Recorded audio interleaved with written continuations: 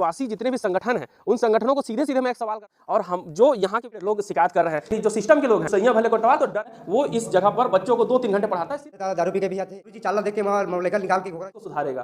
दिया जा रहा है। ग्रामीण लोगों की शिकायत वहाँ पे गया था, ना टीचर नहीं था, खाना बनाने पर मिलता उसको करीबन 40, उसके पिता इधर उधर घूम लगातार आदिवासी समाज के उत्थान के लिए लगातार कई मुहिम चलाई जाती है, कई कार्यक्रमें चलाई जाती है, लेकिन उनकी समस्या जस के तस बनी रहती है। इसका सीधा साधा कारण ये रहता है, ये है कि उनकी जो बुनियादी शिक्षा है, बुनियादी शिक्षा कहीं ना कहीं अपूर्ण रहती है, पूर्ण नहीं हो पाती, इसलिए होती है। और मैं जितने भी संगठन हैं उन संगठनों को सीधे सीधे मैं एक सवाल करना चाहता हूँ कि अगर आप राजपुर पर आइएगा, ये स्कूल आपके शक्ति जिले के मोहगांव पंचायत अंतर्गत घोघरा और सबरिया डेरा ये क्षेत्र का है, और हम लोगों को यहाँ लगभग आए हुए 2.5 से 3 घंटा हो गया। 2.5 से 3 घंटा में जब हमने इस चीज़ को जानकारी लिया तो जानकारी लेते लेते ऐसी चीज़ें सामने आई जो आश्चर्यचकित कर देने वाली है, जिसका सीधा कारण ये है कि यहाँ के जो बच्चे हैं, लगभग इनकी जो दर्ज संख्या अगर मैं बात करूँ तो दर्ज संख्या 40 से ऊपर है, और इस 40 की जनसंख्या के ऊपर में ये यहाँ किसी प्रकार का कोई भी महत्वपूर्ण चीज़ें कार्य नहीं की जाती। अगर हम इसको अंदर की बात करें तो सीधी सी बात है, अगर आने वाले समय में विधानसभा चुनाव है और हम जो यहाँ के विधायक है, शक्ति विधानसभा के विधायक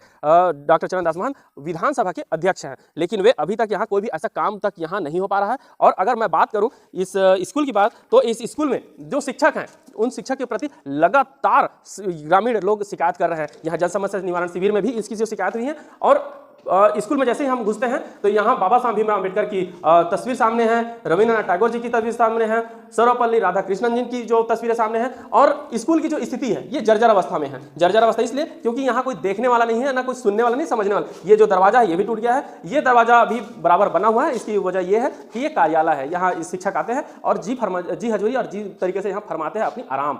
और जो साफ सफाई की बात करूँ तो ये जो किसी प्रकार की कोई साफ सफाई नहीं दिख रही है, और तमाम चीज़ें हैं जो आवश्यकता से विपरीत है। और लोग हैं जो शिक्षक है, वही शिक्षक की मैं बात करूं तो शिक्षक सही तरीके से यहाँ नहीं आते। इसका जीता जागता उदाहरण यह है कि जैसे ही हम लोग इस जगह पर आए, हमारा काम कुछ दूसरा था, लेकिन जैसे ही हमने देखा तो यहाँ जो ग्रामीण लोग हैं वे हमको देखकर आने लगे। इसका सीधा कारण यह है, आने का कारण कि यहाँ जो ग्रामीण लोग हैं वे शिक्षक के प्रति जो गुस्सा है वे इस कदर है कि शिक्षक को यहाँ से हटाना है, ये मांग कर चल रहे हैं। और जितने भी लोग हैं, जितने भी जो सिस्टम के लोग हैं, सीधी सी बात अगर मैं बात करूँ तो सैया भले कोटवाल तो डर काहे का। ये जो शिक्षक है ये इसी चरितार्थ पर चरित्र है, और इसी चरितार्थ पर चरित्र है, इसीलिए ये सारी चीजें सामने आ रही हैं। और ये जो बेंच टेबल जो दिख रही है, कुर्सियां, तो ये अगर आप इसको भ्रमित कर रहे हैं कि यहाँ पढ़ाई होता है, तो हाँ मैं बता दूं कि यहाँ पढ़ाई जरूर होता है, लेकिन यहाँ इसी गांव का जो एक आदमी है, इसी गांव का जो युवक है, वो इस जगह पर बच्चों को 2-3 घंटे पढ़ाता है सिर्फ शाम को। हम ग्रामीणों से भी बात करेंगे, ग्रामीण हमारे साथ हैं, और स्कूल के पीछे जो जैसे कि स्कूल में हमेशा ताला वाला बंद रहता है, लेकिन यहाँ ताला बंद नहीं है। क्यों नहीं है? क्योंकि यहाँ शिक्षक को यहाँ से किसी प्रकार के मतलब नहीं है, सिर्फ तो दिखे ही नहीं है बच्चे, क्योंकि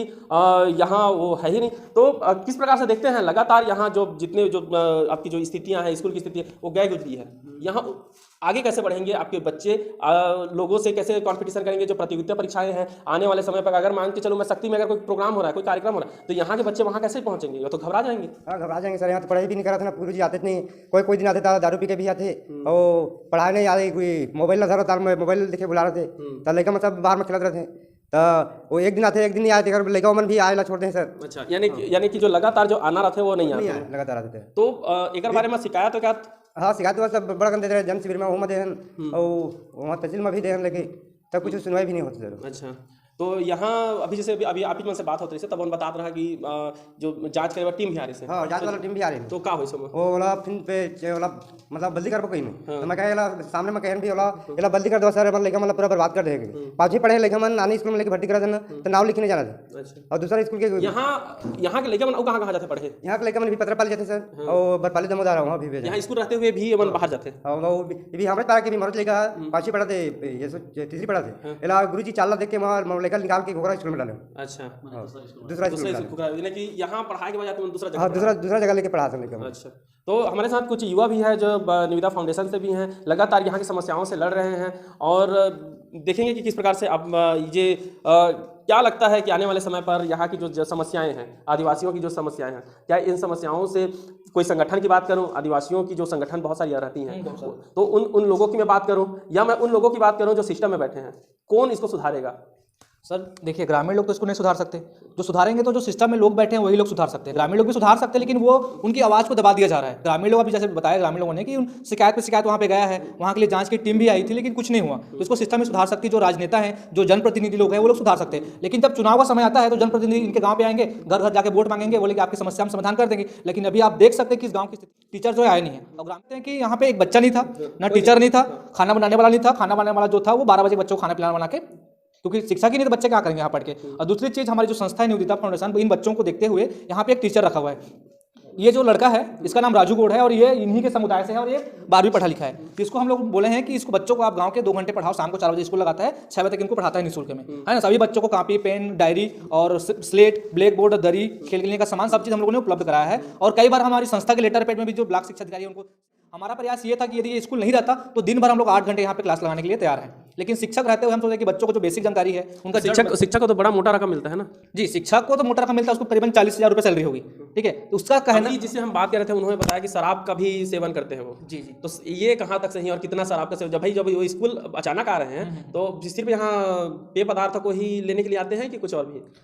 शिक्षक जो है स्कूल में जब उसकी इच्छा होती है, मनो इच्छा होती है, तब वो स्कूल आता है ना। आता है तो डायरी में वो साइन करके चले जाता है, डायरी में साइन करता है। उसके बाद पिता इधर उधर उधर से पीकर आता है, भारद्वार साइड से ही पीकर आता है, 1-2 साथी को भी लेकर आता है। उसके बाद डायरी में तो साथी का मतलब 2-3 आदमी को लेकर आता है साथ में, दोस्तों को भी। अच्छा। उसके बाद पी लेता है, उसके बाद साइन विन कर लेता है। तो बच्चे तो ऐसा तो नहीं है कि गांव वाले उनको मारेंगे पीटेंगे या ऐसा कोई डर की वजह से 2-3 लोगों को लेकर आता है? पता नहीं, ऐसा कोई धमकी थोड़ी दिया गया है गांव ग्रामीणों से? ऐसा धमकी कोई नहीं दिया नहीं है, लेकिन वो आता है साथ में। उनको भी हमारे पारे मोहल्ले लोग उनको भी समझाया गया था एक बार, अच्छा से आते हो आप तो कम से कम 2-3 घंटे पढ़ा दो, आपको कुछ नहीं बोलेंगे, वैसे पढ़ाते नहीं। कार्यों को दिए क्या यहाँ के जो विधानसभा अध्यक्ष हैं चरणदास महन, है ना, क्या उस विधानसभा विधायक से कभी मुलाकात किया और क्या उनको इन सभी चीज़ों की जानकारी दी है? सर उनको तो हम लोग नहीं मिल पाए हैं, लेकिन हम इनकी जो मुख्य जड़ है, इनका जो सवेरे समुदाय है, इनका जाति प्रमाण पत्र नहीं बन रहा है। इसके लिए हम लोग जो है माननीय जो हमारे प्रदेश मुखिया हैं भूपेश बघेल जी, उनको आवेदन हम लोगों ने दिया था कि इनका जो, और अभी इनका जाति प्रमाण पत्र भी बनेगा, ये अभी शासन द्वारा छत्तीसगढ़ का, वो उनके पास में क्यों नहीं जा पा रहे हो आप लोग? सर देखिए, उन तक हम लोग हम चाहते हैं कि जमीन से जहाँ से स्टार्ट, जैसे कि हमारा प्रयास है कि हम सरपंच को पहले शिकायत करें, वो गांव के मुखिया हैं। सरपंच के बाद हम लोग जो शिक्षा अधिकारी उन तक पहुंचे, फिर एसडीएम मैडम के पास पहुंचे, फिर कलेक्टर मैडम के पास पहुंचे। डायरेक्ट तक उन तक जाना हमें भी अच्छा नहीं लगता, क्योंकि समस्या जो है हम अभी हमारी है, लेकिन अब पानी जो है ज़्यादा हो चुका है। तो हम चाहते हैं कि उन तक ये शिकायत जाए, और आपके थ्रू हम चाहते हैं कि आपके थ्रू हमारी जो आवाज़ है, हमारी जो समस्या है वो उन तक पहुँचे।